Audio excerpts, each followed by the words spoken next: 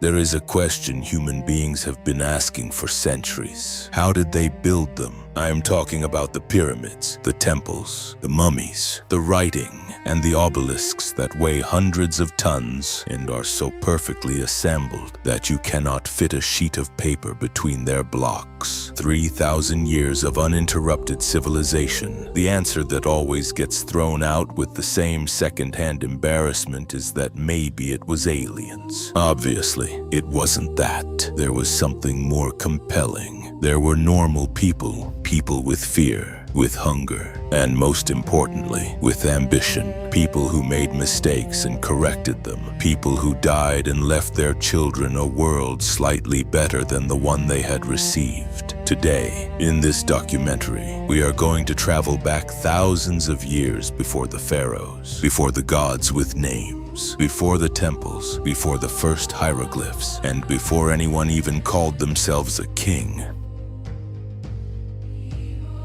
It may sound strange, but it all began with mud. Before any civilization existed here, there was the Nile, and the Nile did something no other river in the world did with such precision and generosity. It overflowed every year at the same time, depositing a layer of black mud over the parched desert soil. It was a thick, dark, wet layer full of minerals brought down from the Ethiopian highlands, the most fertile land in the ancient world, automatically renewed every year, without anyone having to do anything to deserve it. The Egyptians called their land Kemet, the Black Land, not because of the color of the night sky, nor for any mystical reason, but because of that mud, that annual gift from the river that made everything possible. They also called the desert surrounding them Dishret, the Red Land, the land of death, the land of chaos. 2 words, 2 colors, 2 worlds separated by only a few meters. And in that narrow strip between life and death, the most enduring civilization the world has ever known arose. A civilization that lasted longer than any other in human history. 10,000 years before Christ, before any city, before any king, before any name carved anywhere, there were already people there. They did not live in the valley yet. The Nile at that time was a much wilder river, more unpredictable, more violent. Floods were not the controlled gift they would become later. They were catastrophic events that could sweep away everything in their path. Nobody settled on the floodplain if they had another option. And they did have one. They lived in the highlands on the sides of the valley, on the plains that today form the Western Desert. And at that time, that wasn't a desert, it was a savanna.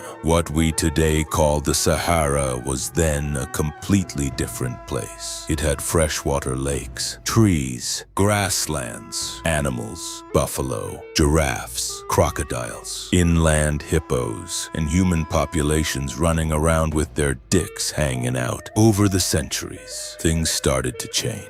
It was slow at first, almost imperceptible. The rains came a little later each year. The lakes dropped, the grass receded. Animals migrated south following the moisture that was moving away. The world they knew began to disappear, but the humans living in that savanna did not see the end coming. Each generation grew up thinking the rains that were scarce that year would return the next, and sometimes they did, which made everything more confusing, slower, and harder to accept. Around 5,000 before Christ, the process accelerated. The Sahara began to dry out permanently. In the span of just a few centuries, what is in geological terms just a blink, that green world disappeared. And those people, thousands of humans spread across a savanna that no longer existed, had to go somewhere. When they looked to the west, there was nothing.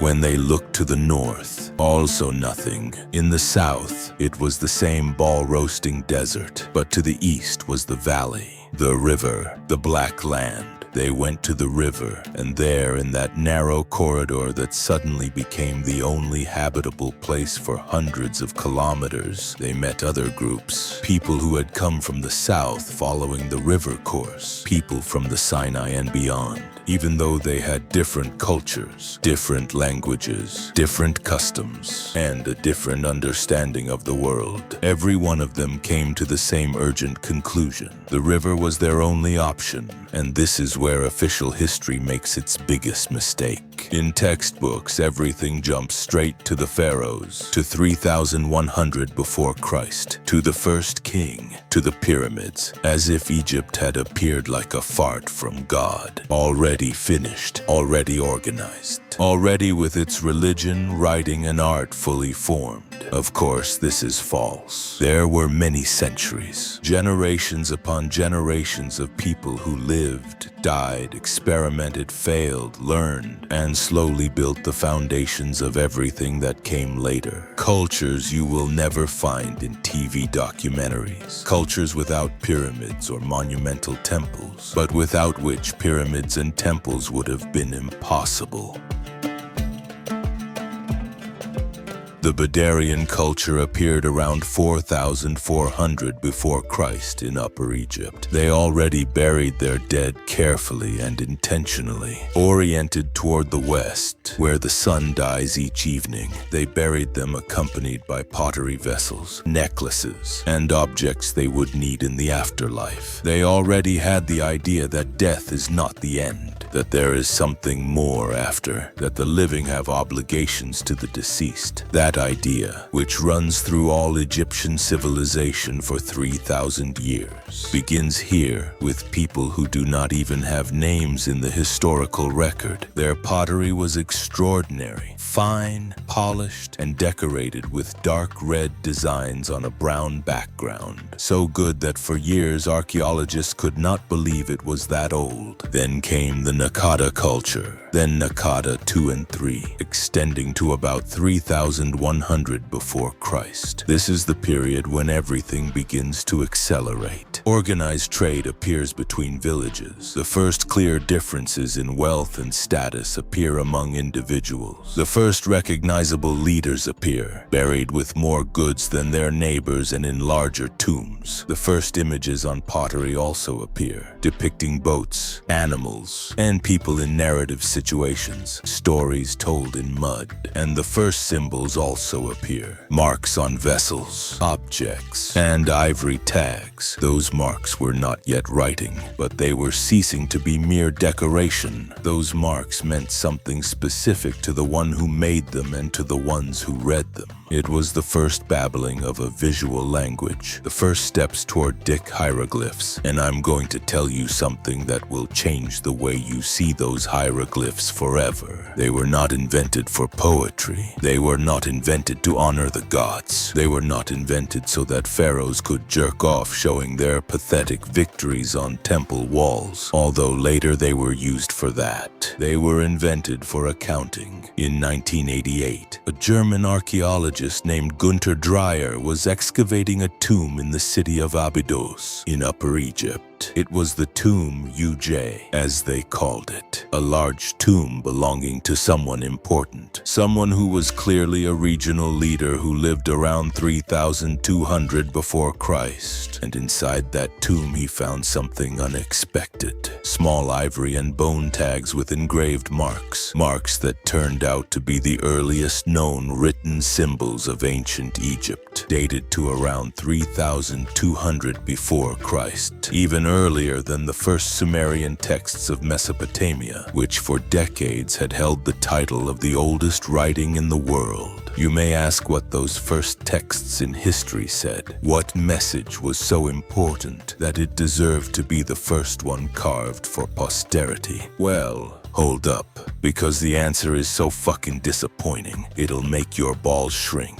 2 jars of oil for the king of storage room number 3. That's what the first text in history said. Welcome to the origin of human writing, a lame warehouse receipt. But in all seriousness, when we think about it, that pathetic little warehouse receipt was possibly the most important revolution in human history. More important than the wheel, probably more important than fire, and more important in terms of civilizational consequences than almost any other invention you can name. Before writing, you could only manage what you could memorize. A leader could control what his mind could retain. A few hundred people, a few dozen transactions, a few agreements. After writing, you could manage a kingdom, manage an empire, coordinate thousands of workers on projects lasting decades, keep track of every stone, every tool, and every loaf ration. Without writing, there were no pyramids. It is that simple.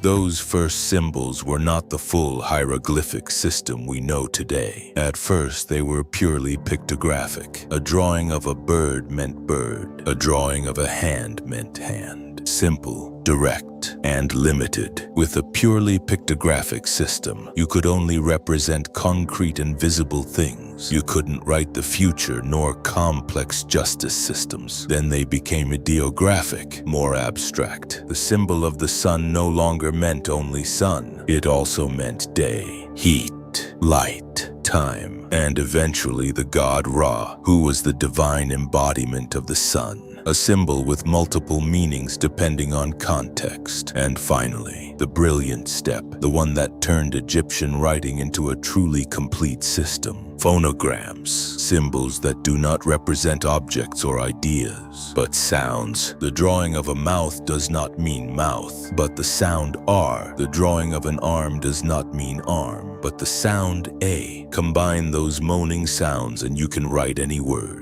Abstract words, and even foreign proper names. The Egyptians did not choose between these 3 systems. They combined them all into one. They used pictograms for the obvious, ideograms for concepts, phonograms for sounds, and they also added determinatives, silent symbols at the end of words that indicated the conceptual category they belonged to, in order to avoid confusion. It is a nasty and complex system, and that complexity was also its weakness. When the civilization that created it disappeared, nobody could understand a word. But in 1822, a French bastard named Jean-Francois Champollion used the Rosetta Stone, which had the same text in Greek, Demotic, and Dick hieroglyphs. He was not deciphering a dead language. He was reopening a conversation that had been interrupted for 14 centuries. The first thing he read on that dusty rock was not something mystical. It was more of the same lame-ass, boring-ass, warehouse receipt bullshit they started with. Writing always returns to where it began. While all this was happening, while the pre-dynastic cultures were developing and writing was taking its first steps, the Nile was 2 countries united. It was 2 different worlds that shared a river, but little else. Upper Egypt was in the south, where the river was narrow and the banks were mountainous. Boxed in between limestone and sandstone cliffs, the landscape was more austere, more dramatic. Its people were more warlike, with a tradition of local chiefs imposing themselves by force, and who had spent centuries competing with one another for control of the valley's resources. Their symbol was the reed.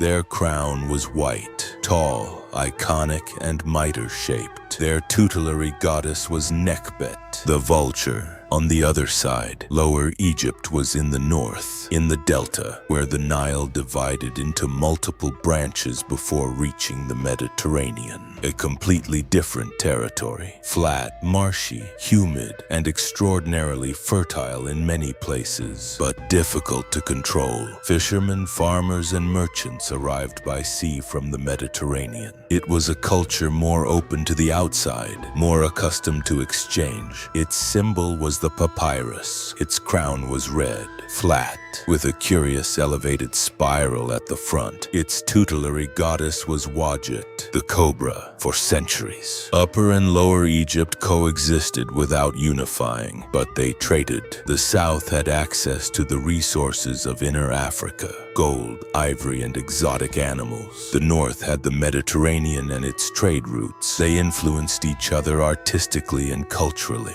They intermarried, mixing royal cum until the bloodlines were so tangled they didn't know whose cousin was whose. They also fought on various occasions. The tension between both poles was constant. Around 3200 before Christ, in the final Nakata III period, something began to change. The leaders of the south became more aggressive, more organized, more ambitious. The cities of Hierakonpolis and Abydos emerged as centers of power, and a process of expansion northward began that would take generations to complete. It was not a lightning war. It was not one decisive battle, nor one day that changed everything at once. It was a slow process of decades of accumulated pressure, alliances, backstabbing in the ass, and strategic marriages. But around 3100 before Christ, a king of the south decided enough was enough, that half was not enough, that he wanted both lands. The driving force behind this change was necessity. The climate was shifting, and the annual flooding of the Nile became harder to predict. Whoever could control the water, manage the grain stores, and dominate the trade of luxury goods held the power. In the south, this necessity created a new class of warrior elites. These were not just tribal chiefs. They were proto-kings who understood that power wasn't just about how many soldiers you had, but about building a system to control the resources everyone needed to survive. The expansion into the north wasn't necessarily a wave of total destruction. It was more like a forced absorption.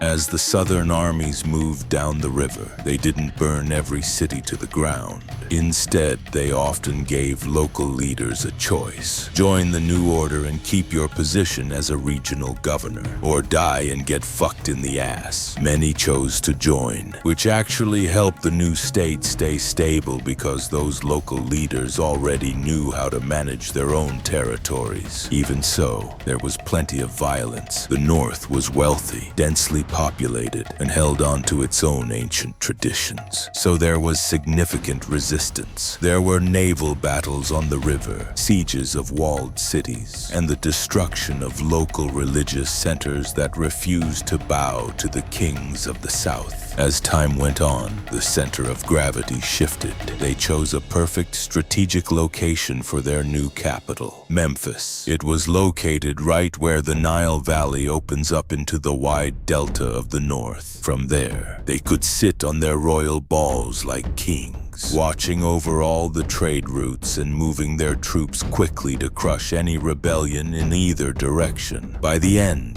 the northern resistance was simply exhausted. Fighting to stay independent had become too expensive and dangerous. The merchants and the priests began to realize that a single strong ruler could provide the stability needed for business to flourish without the constant threat of civil war. The culture began to look the same everywhere. The same pottery styles, the same symbols of power, and the same administrative rules. The unification was really the moment when the last local governor finally realized it was useless to fight against the inevitable. All that long, brutal, cock-slapping, bloody-as-fuck roller coaster led to one key figure, Narmer, sometimes referred to as Menes. He was the final result of those years of strategy and power-grabbing. He didn't invent the state from scratch, but he was the one who finished the work others had started. When he finally wore the double crown, symbolizing his total control over both the reed of the south and the papyrus of the north, he became something more than just a tribal warlord. He became the first pharaoh. With him,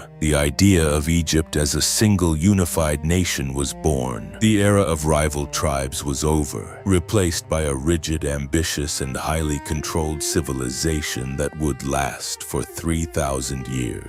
A civilization that would go on to carve its power into stone. raising monuments that still stand today as silent proof of what humans are capable of. And the strangest part is that none of it began with kings, not with pyramids, not with gods, not even with war. It began with a river overflowing in the exact same way, year after year, for thousands of years, with black mud spreading across dead land, with desperate humans realizing that if they could understand the rhythm of the river, they could survive. The farms, the villages, the alliances, the betrayals, the trade routes, the armies, and the pharaohs. Every single layer of Egyptian civilization was built on top of that simple geological accident. The Nile gave them food, and food gave them time. Time to experiment, time to organize, time to remember, and time to slowly turn survival into civilization.